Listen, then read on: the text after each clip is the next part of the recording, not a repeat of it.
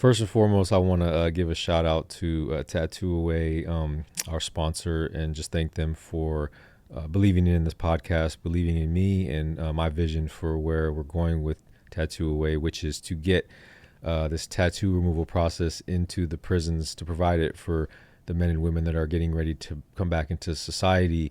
It's such an important thing in a person's transformation. You know, a lot of times when you're in prison, you're caught up in this lifestyle where you've given your life to a destructive cause, and you get tattoos on your face, your neck that are hateful, that represent wrong and negativity, and to have the opportunity to remove it is so important. So that's one of my missions with Tattoo Away, and theirs as well. So I just want to give a shout out to them and say that I'm also going through the process of removing tattoo myself. It's a gang tattoo that it's no longer what I represent. So the process has been great. It's actually less painful than when I got the tattoo. So it's great. So I want to give a shout out to them. And I want to always, as like I do, start off with a quote, because quotes is something that's helped me get through many of my battles in life. I've been reading and for most of my, adult life, young life as well, but adult life, I really started to understand on a deeper level the things I was reading, and quotes helped me get through things.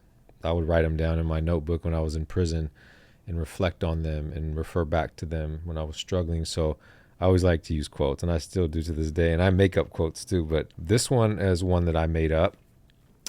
And I want to ask you this quote, Adaku Mbagwu, right? Did I say it right? Yeah. Thank Adaku you. Mbagwu. I'm You did sorry. good. Horrible with names, but all right. So I just say the quote and let me know whatever comes to mind when you hear it, and maybe how in some way it can relate to your life.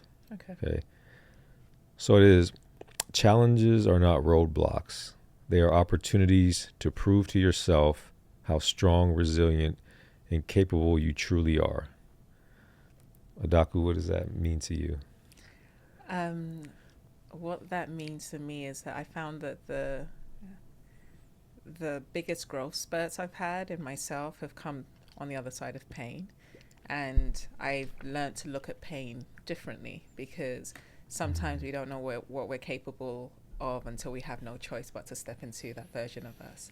So that's kind of what resonates with me when I hear that quote. And I think I always say there was a moment where I had some conflict with my mum, and as I was starting to heal from my journey, I said to her that I appreciate everything that I went through, because I'd like the person I am now, and I wouldn't be that person had it not been for the things I had to overcome. So I think it's a beautiful quote to reflect that challenges and situations that we go through don't always have to hold us down and break us. Yeah, that's beautiful, because it's like I've said the same thing to people. Like I actually said it to somebody the other day, and they didn't understand it, and they were crying when I said, because they care about me. I said, like, going to prison for 17 years is one of the greatest things that ever happened to me, and I truly believe that. And other people think I'm like crazy for that, but I know what happened during that, and I know who I am now. And so you're right. Like, the things we go through, if we choose to look at them that way, it can be the greatest things and not the worst things. And so how do you get to a point? How did you get to that point in your life where you look at life like that now, or have you always been that way?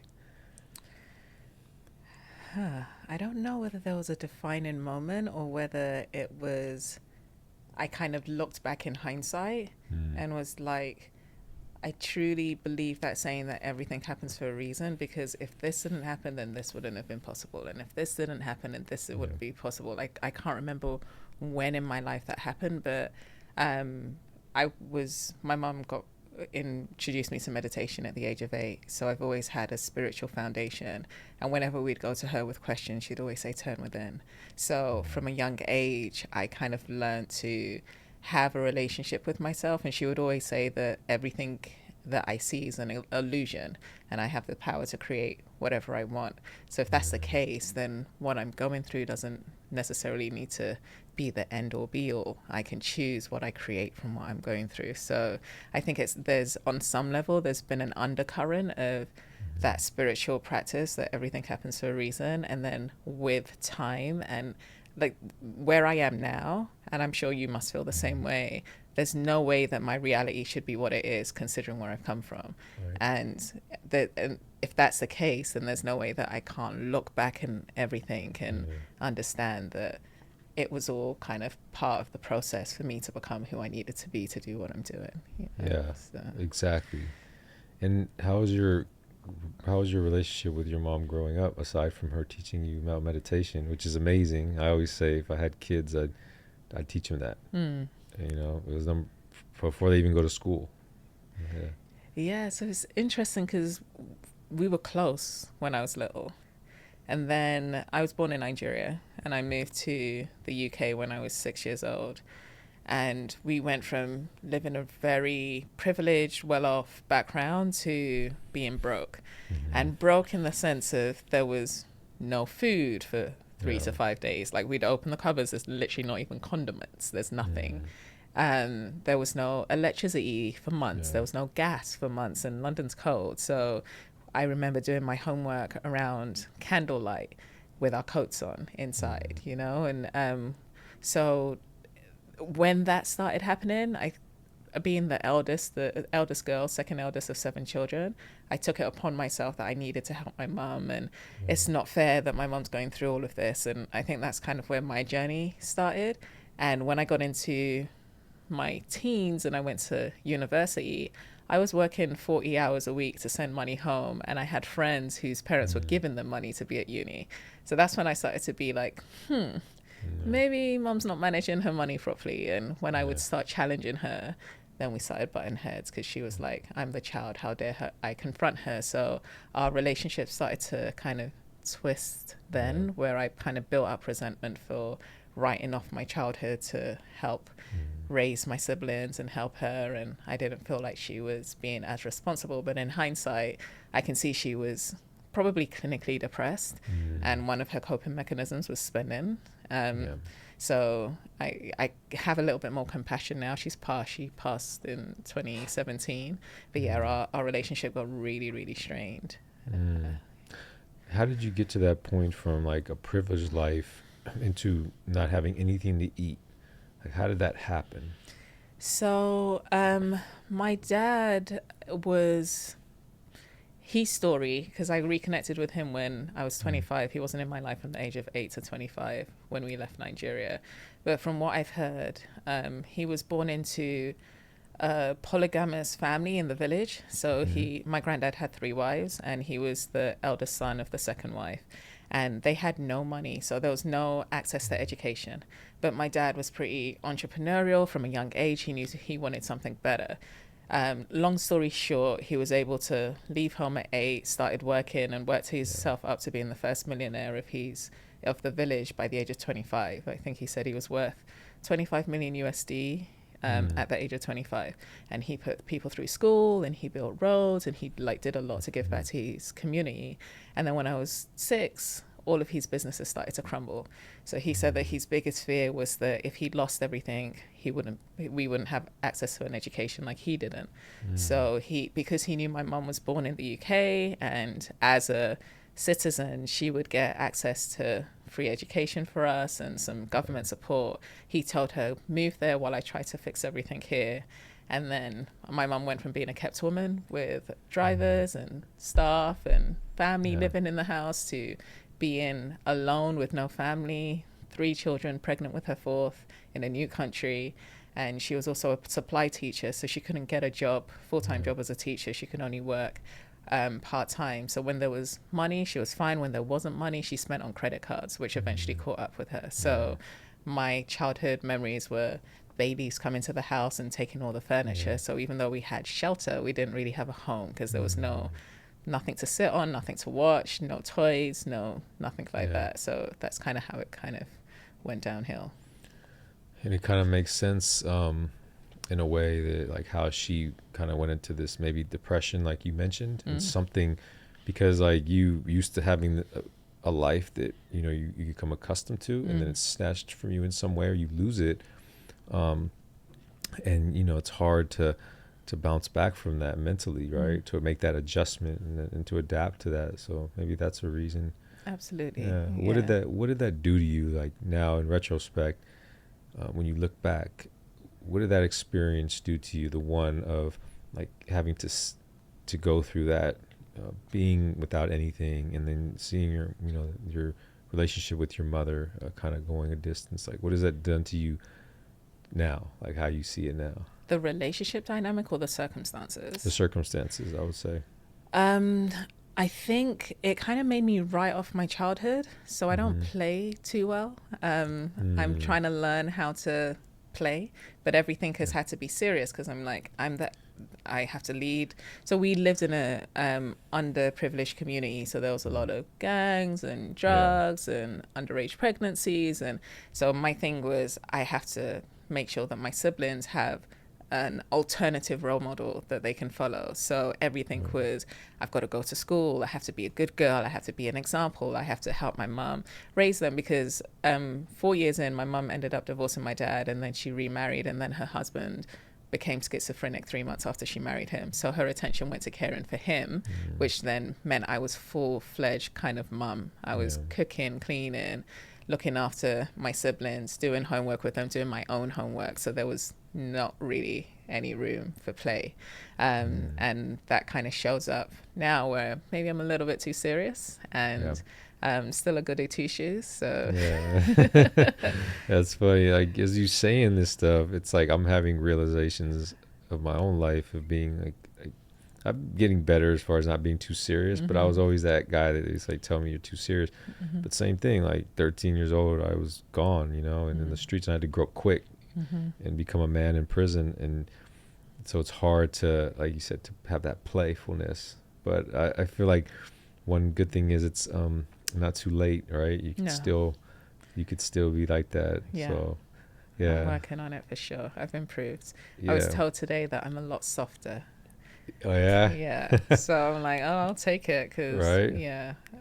So how old were you when you just left, or when you moved out of the house and kind of went on your own journey?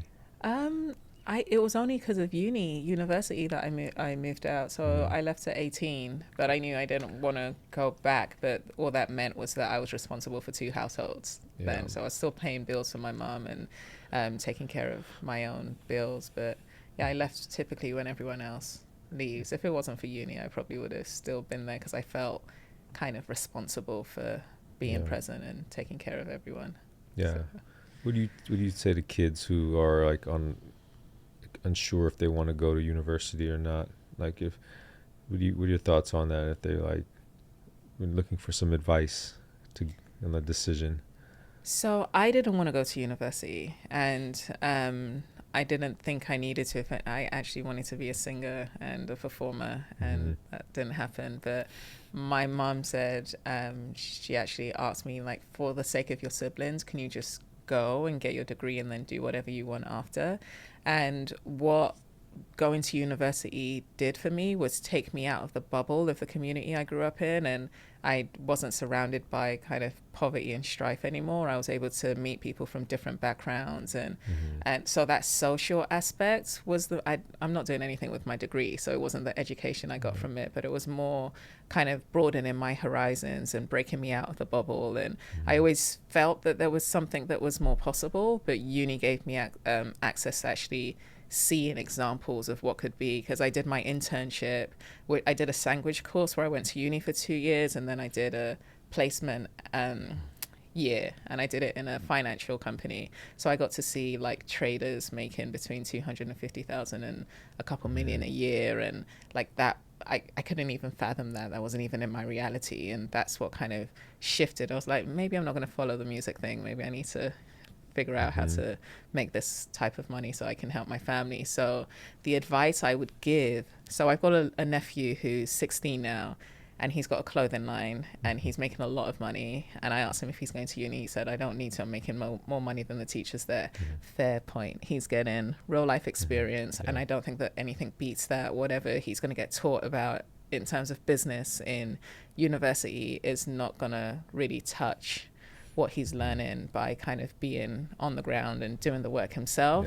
It could add to it, but if he doesn't think he needs it, I don't think that it's necessary.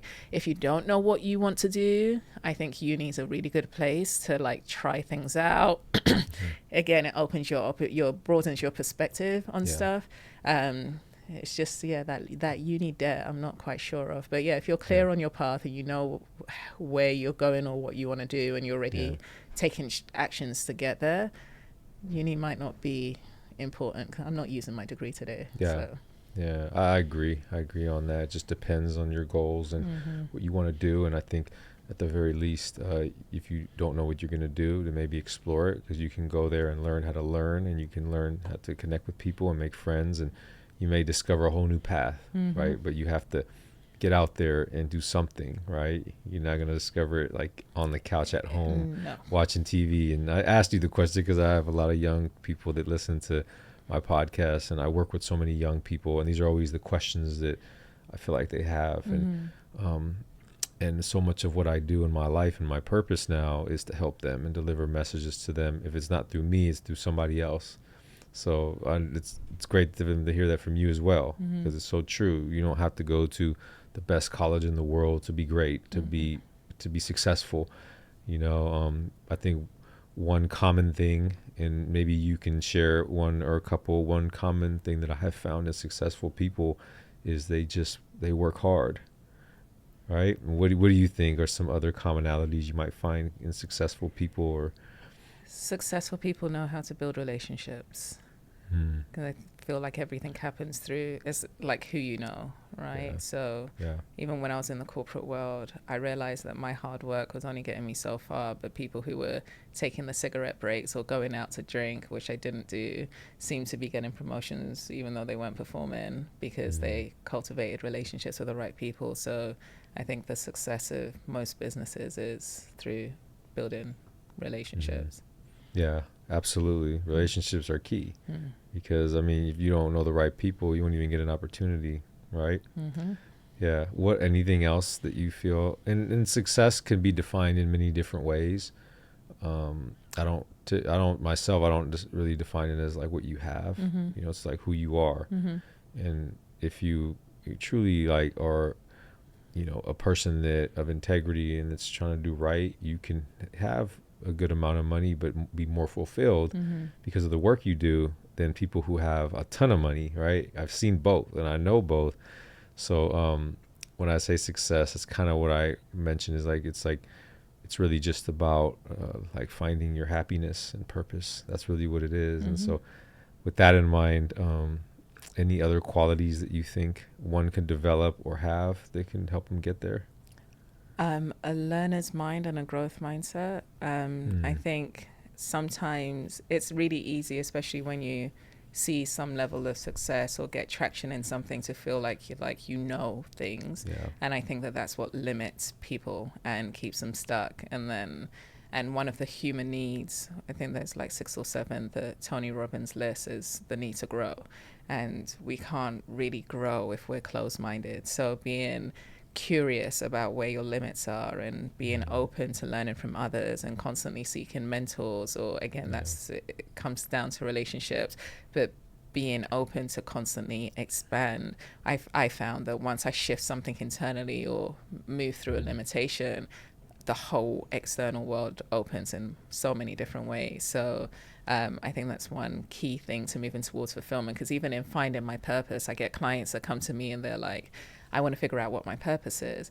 And sometimes it's not just a quick answer or quick find. You kind of have to be open to playing around and experimenting with what's in front of you and following the breadcrumbs without any expectation or attachment to how it should be, and just be fully committed to making the most out of the opportunity. And once you do, then that kind of unlocks the next step, and through that you start figuring out, okay, well, I didn't like this part of it. I like that part of it. That's kind of how I didn't want to become a coach, or I don't like calling myself a coach or a guide or whatever it is. I was like, I've been looking after my family the whole of my life. I do not want to go into a role where I'm responsible for taking care of people. But as I started being open, I started realizing, oh, well, I don't have to do it the way that triggers me or makes me feel trapped. And I have a gift for it. And I'm seeing these results and they're fulfilling me. But if I had just shut down and not been open, I would have never arrived to where I am now, which I'm so happy and lucky to be in, you know? So, curiosity, growth mindset, learner's mind. Yeah, amazing. And you mentioned your clients. So let's talk about what you do and why you do it.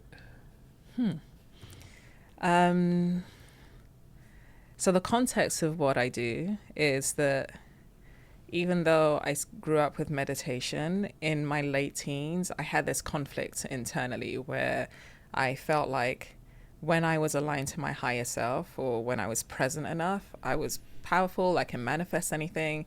And then I would flip into this anxious, scared, controlling version of me, which was, can I say bitch?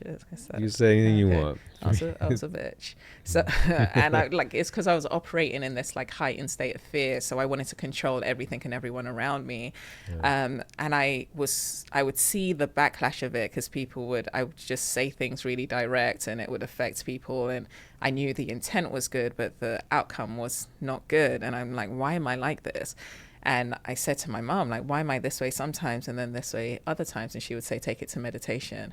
And I feel like I almost needed to. So what happened is I ended up falling into a depression in my early 20s.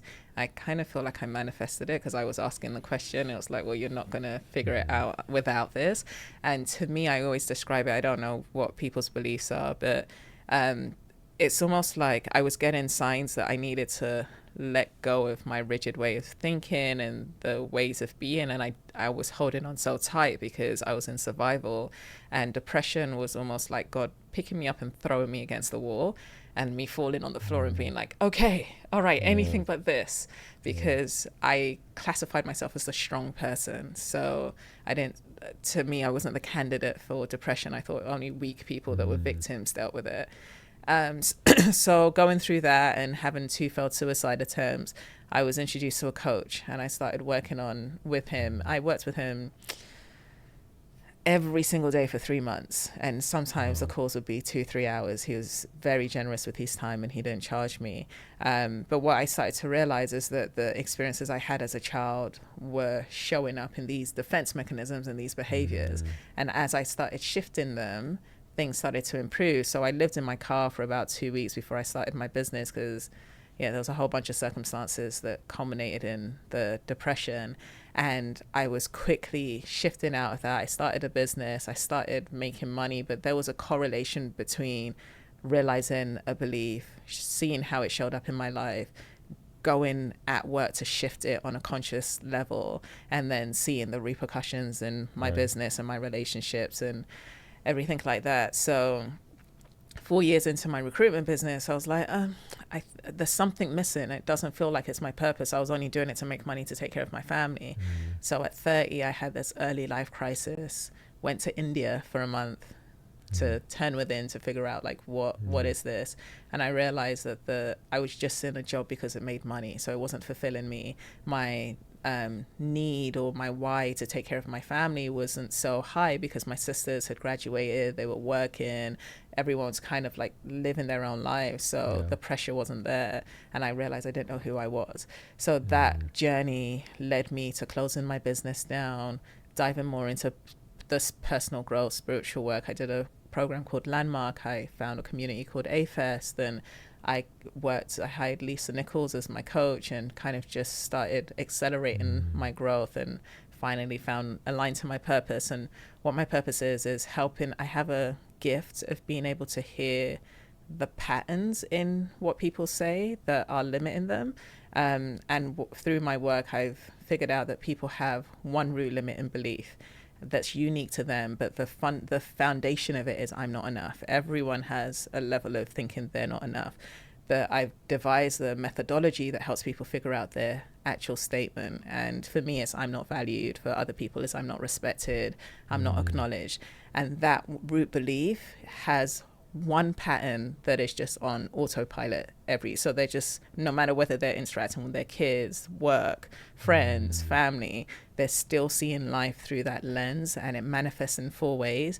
They're either looking for evidence that is true. When they're not looking for evidence, they're subconsciously manufacturing evidence. So they'll set up people in circumstances to give them an outcome to be right, that I'm not valued. And when they're not manufacturing evidence, they're pushing the evidence that they are enough away. So if they get the validation that you are enough, they're like, this is uncomfortable, I can't accept it, because then I have to completely let go of my identity. So they'll sabotage things and push it away. And the final one is that we learn to manipulate love. So we take on a persona to keep us protected. So I'm the helper, and someone else could be the intelligent one, the funny one, and it's not their authentic self, it's the kind of pseudo self that they create, that they turn on in order to try and be accepted by people.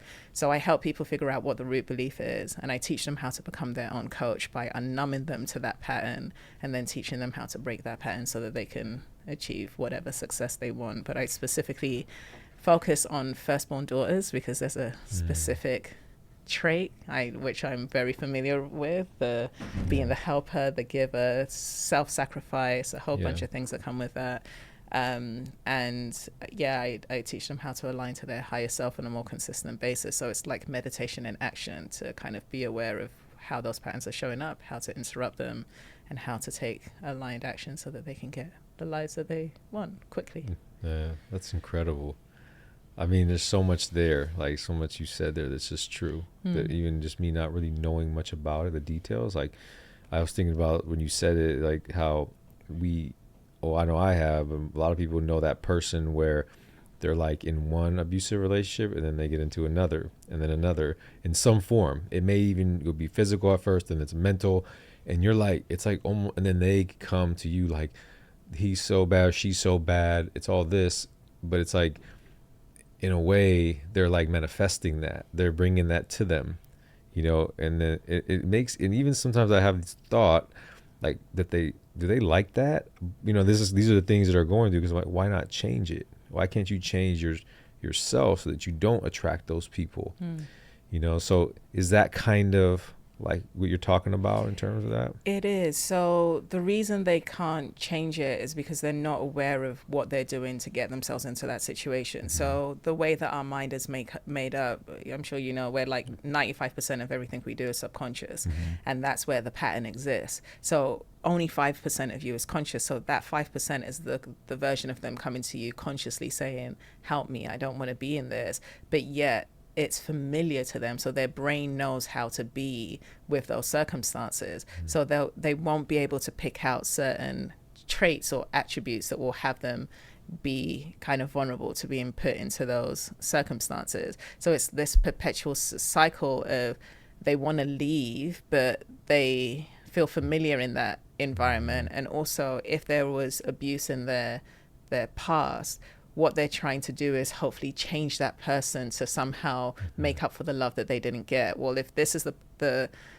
persona of the person that didn't love me, and I can get with them and change them and get them to love me, then I'll heal that past. But obviously that's not how it works. They need to give themselves the love so that they want something different from themselves, which is the way to break the pattern. But a lot of people don't know how to do that, and traditional therapy doesn't really create that path. You just kind of talk about things, and sometimes in the talking about things, some people are able to realize, oh, I can see my role in this. But a lot of the times it's usually I'm the victim and this is what's happening to me, which then keeps you stuck, because if you're the victim, then something outside of you needs to change, which is not in your control. So people cycle because they don't know why they're drawn to certain things and how to break out of it.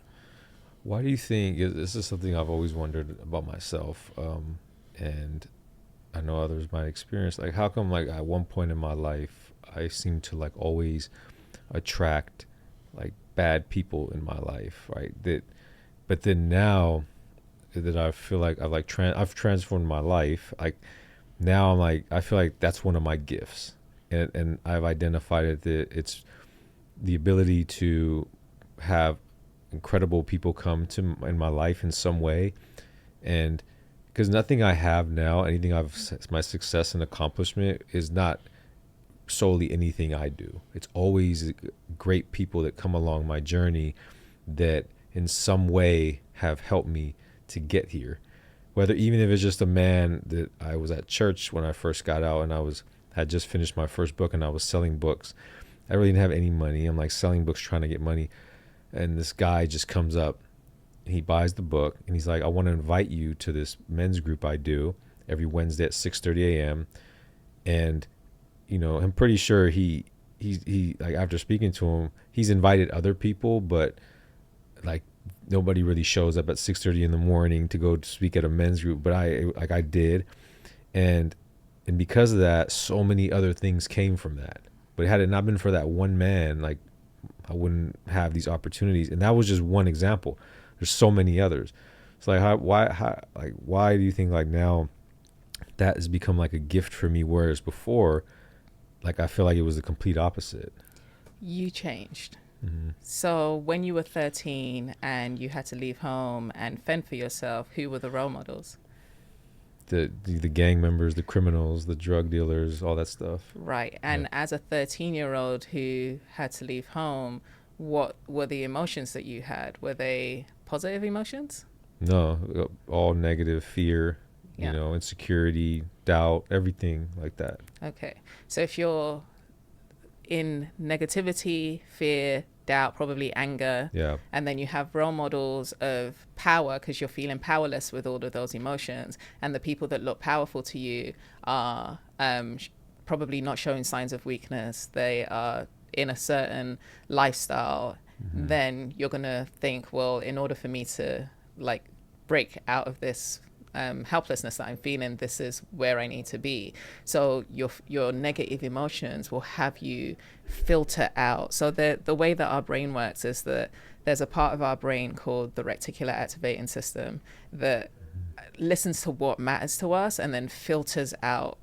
So this is tangible manifestation. Yeah. It filters out data from the world because through our five senses, it's too much information coming at us for us to contain. So if you decide I want to buy a black Mercedes and you go onto the freeway, all of a sudden you're going to see black Mercedes because the reticular activating system says, oh, that's what's important to you. So let's filter out all of the other car and highlight those things. So where you are in terms of your belief about yourself, the emotions that you have will dictate how you see the world. So then you'll perpetuate seeing more pain, you'll perpetuate more negativity, you will only be drawn to, this is how these people end up in abusive relationships. It's the same thing. And then you had a moment, so before that invite happened, there was a moment for you in prison where you were like, no more. I don't want this anymore, and I'm willing to pay the consequences to move to something else. And you started changing your mindset. So therefore what you were drawn to and what you wanted was different. So therefore you're going to exude a different type of energy. People are going to feel drawn, like people that are in alignment will feel more drawn to you because they're operating at the same frequency. You're going to see opportunities, and then those opportunities are going to beget up, because you were probably having the same opportunities in a negative way where you would like meet someone and they wanted to take you on and wanted you to be part of their gang, and so that gift was still present. It was just directed in a different way based on where you were in yourself. Yeah, absolutely. Because even in that world, I was like always finding myself in positions of like in that world would be perceived as power. So it's like it's this complete shift now. So I could see that.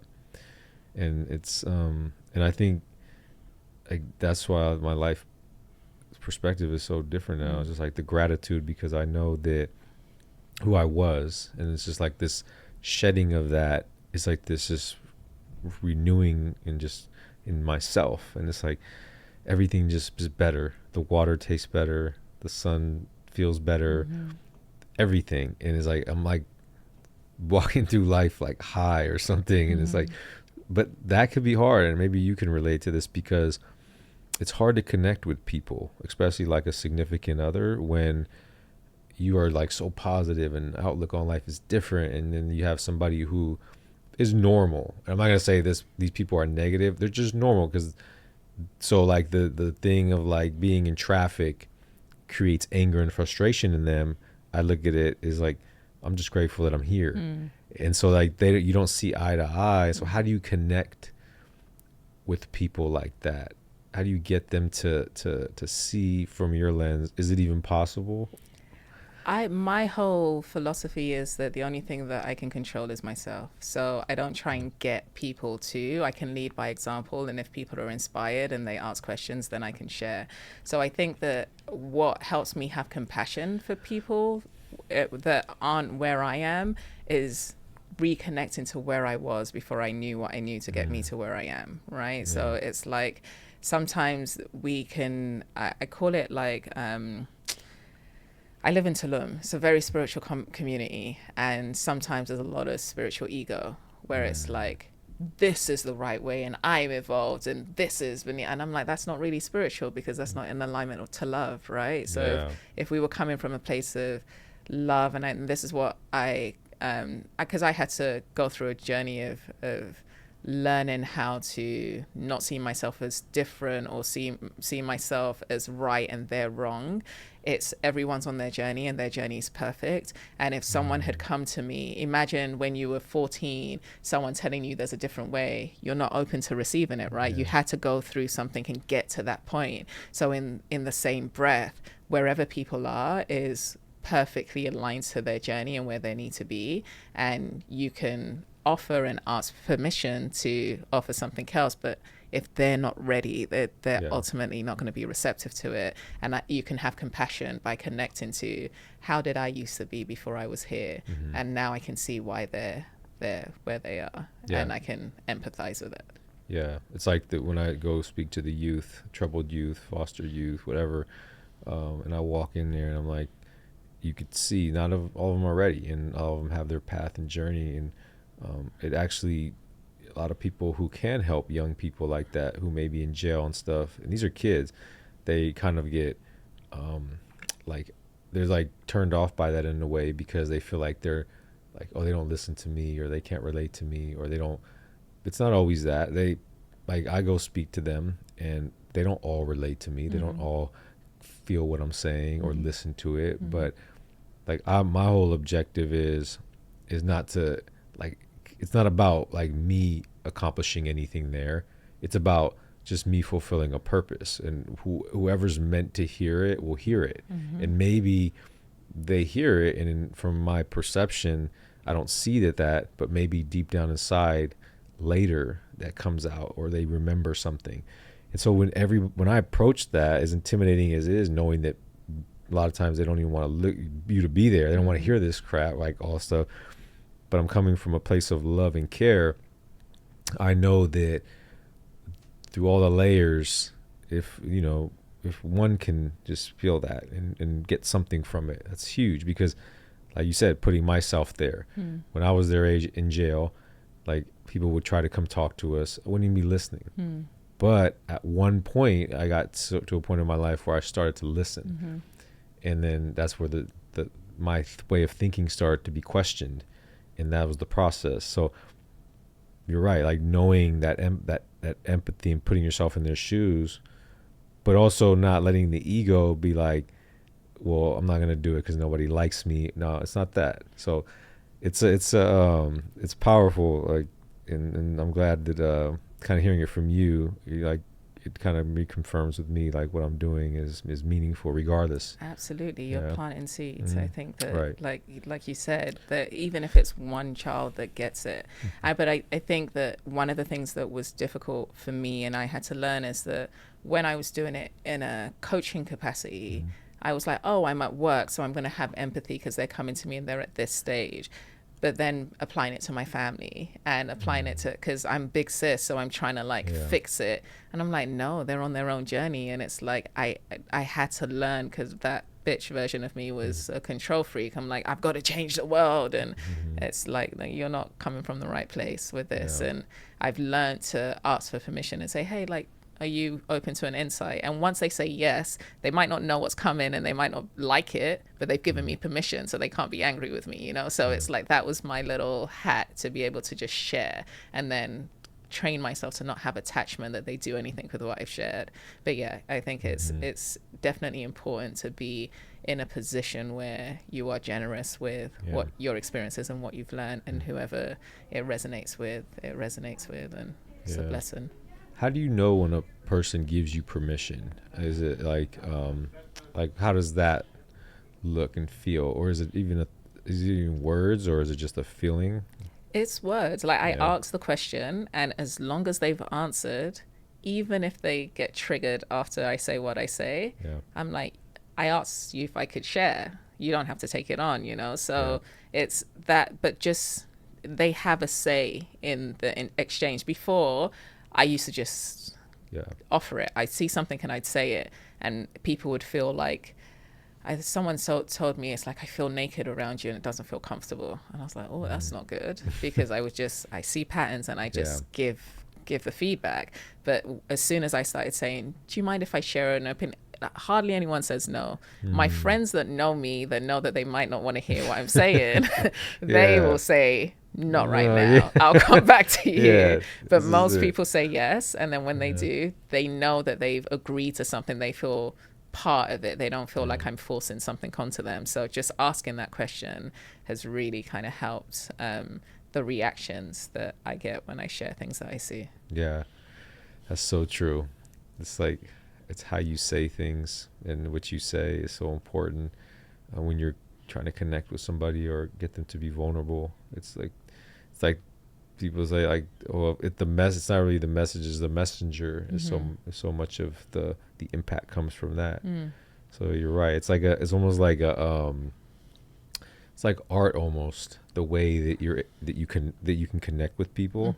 It's like you have to really kind of see a little bit inside of them to know this individual is different, and this individual may need to be approached in a different way. And it's really a gift too, you know? Yeah, not one that I have been good on, but I'm getting better. So I want, just because, I mean, we're on this topic, like, how can somebody work with you? Like, how can somebody connect with you, and you know, be able to grow through you and what you do? So I'm building a community of firstborn daughters that are executives and entrepreneurs, and the name of the company is Healed Hero. HEAL stands for Helping Entrepreneurs Achieve Limitlessness, and it is kind of the spiritual mindset part of business. Like, let's look at how your childhood patterns are showing up in your career and your business. And I'm going to launch a community probably towards the end of March. I'm on Instagram. I need to get more active on there, but as Adaku_Mbagwu, so they can contact me there, or go to my website, which is www.healedhero.com. Yeah, and I'll put all that into the show descriptions and stuff, all your links and stuff like that. But you said something that kind of stood out to me that I want to ask you, because it's been coming to me a lot lately, and it's the word, like, limitless. And what does that mean to you? Like, what does limitless mean? Because in my mind, it may mean something completely different. And, like, you know, Mateo's mind, it may mean something completely different. Like, what does that mean? The visual I have when I think of the word limitlessness is like children. They don't, there's no fear. They just throw themselves into things. They don't think about it. But then as we go through experiences, we kind of build this wall, and we add another layer and layer based on the experiences that are painful. And those painful experiences and those guardrails that we have are the things that make us play small, the things that make us scared to have the conversation, put ourselves out there. You know, it limits us. So being limitlessness is being able to just move the guardrails aside and trust that you'll always be okay, because you've made it this far, so you're good. And be, regardless of whatever it is that you want to create, whether it's a family, whether it's living in your purpose, whether it's growing a business, just playing full out, because I think one of the biggest regrets that people have on their deathbed is like being too fearful and not playing full out. So limitlessness to me is operate a life beyond fear, not without fear, because fear is going to be there, but instead of letting fear limit you, you use it to kind of understand that there's something that you haven't yet learned, or something that you need to lean into, and there's like magic on the other side of it. So being limitlessness is that. Yeah, that's beautiful. And do you feel that people will get hurt along the way of an individual becoming limitless? I don't think so. I haven't had that experience with my clients. So being limitlessness, okay, I gave the example of a child, so that's a fair point, because children hurt themselves because they don't have the awareness to know what's dangerous or not. I think there is something about acknowledging that your experiences have taught you things. Yeah. So in those lessons, you understand what is safe for you to do. So for example, in business, I've spoken to 3 people over the last 2 days who have been shafted in some way, shape or form, and they didn't have contract, they had handshake deals. And it's like, how many do you need before you make sure you have a contract in place before you move forward? So if it's not to say you're limitlessness in the sense that you're just kind of reckless. No, you've learned from your experiences, and you're putting things in place to grow from those experiences, but you're not stopped by fear. So if you know that so one of the fears that I'm overcoming is being visible. If I'm a hermit, I don't like being seen, even though I'm 5'11" and I wear heels. It's just, it doesn't make sense that I don't like being seen. So being on social media and building a personal brand, it brings up so much fear. But that I know that I need to lean into it, because if I want to make impact at the scale that I need to make impact, that's one of the steps that I need to take. So being limitlessness is doing the thing regardless of the fear. That's beautifully like articulated and cleared. And I asked that question more so because it's like something within me that's not sure, meaning that like as I become limitless and my way of thinking in my life and more successful, I feel like people get hurt because like I in a sense outgrow them. So like a person that I love now, or that I loved 6 months ago, right, and was like my friend or significant other or whatever it is, I feel like growing at this rapid rate and just of consciousness and just this limiting perspective, like unlimited perspective, and you're doing that, and you're leading by example, like you said, but others aren't going with you, like a mother, a nephew, a brother, whatever, and then you find they're like, well, you're better than us now, or you're not, you're like this big shot, or you're forgetting about us. Like that really happens. Like we always hear about that, but like I'm literally experiencing that in my life right now from like my blood family that I don't even talk to, and I don't have much blood family, but they're like saying these things to me as I'm elevating in life.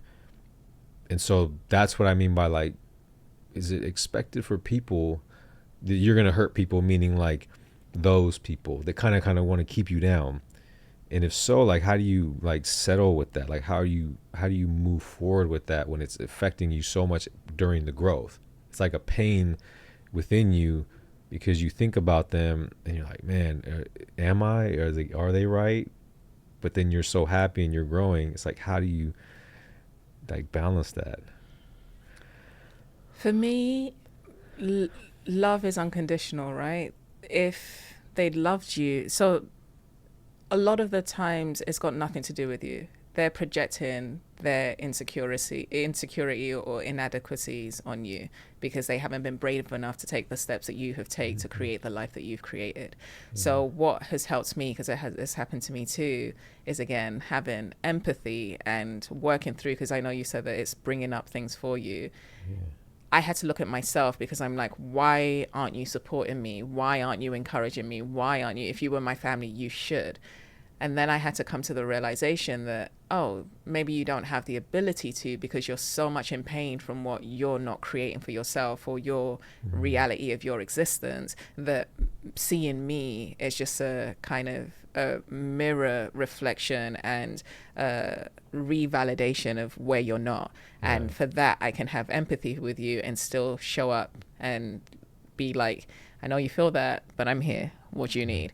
And it's like, if I know my intentions are good, and if I know that I'm doing what I can to show up, I'm not going to take what you're saying personally, because I know that the evidence is contrary to what you're saying. So it's like, how can you work through this? Is when I keep saying, it's like, you have the power to change yourself.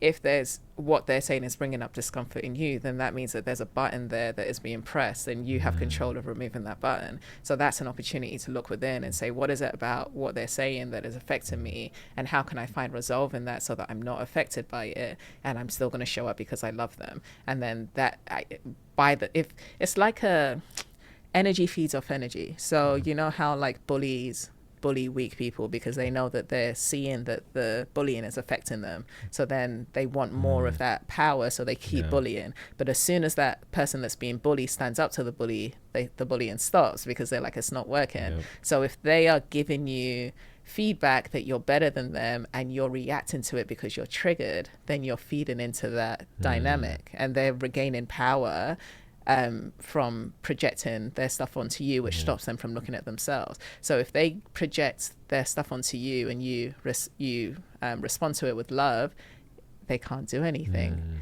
You know, like I've had someone, one of my clients, I probed them, I triggered them, and they got up in my face and they were screaming, and I'm like, do you feel better? And they stop screaming, because if I scream back, then they're going to it's going to elevate. But you can't, when they say love conquers all, as long as you're showing up in love and not being like genuinely shift whatever negative emotion is coming up and show up, it's hard for them to continue pushing and blaming you and complaining. And I have an example that happened with my family when I moved to Mexico during the pandemic. I was the person that everyone relied on, and I was abandoning them. And I'm like, I am 35 years old. You guys have got your own marriages and kids, and I'm not allowed to leave the country. Like, and it was, you need to come back, and you need to, and I'm like, what can I do from here? What can I do from here? I love you, and what can I do from here? It took them a year, but now they're like, we get it. We're sorry. We understand. We're grateful for all you've done. We need to, but I wasn't saying, you need to, and I've done this, and because then that would be feeding into the energy. So if you're able to resolve what it's bringing up for you, then it creates space for them to just vent, and then eventually, hopefully, they'll come around. Yeah, so many people needed to hear that. I already know it. I could feel that, including myself. So thank you for that. Welcome. You live in Tulum. Yes. Right, and I'm gonna be going there. Like ever since you connected me with Chris. Chris, yeah. Yeah, I'm going to go down there, and it's this year. I don't know exactly when, but how'd you end up there? And I know you love it, I do. But how does a person end up there? Because I hear people go there for like vacation, but like how did you end up there? How did life take you there to live? Kind of what you're describing in terms of how serendipities happen in your life. That kind of happens with me. I don't really know. When people are like, what are your plans this year? Whatever unfolds. I don't know. I'll let you know when it's unfolding. But during the pandemic, I lived by myself in an apartment in London, and the whole lockdown thing, I was going crazy being locked down by myself. And as humans, we even as much as I'm a hermit, I need human interaction once in a while.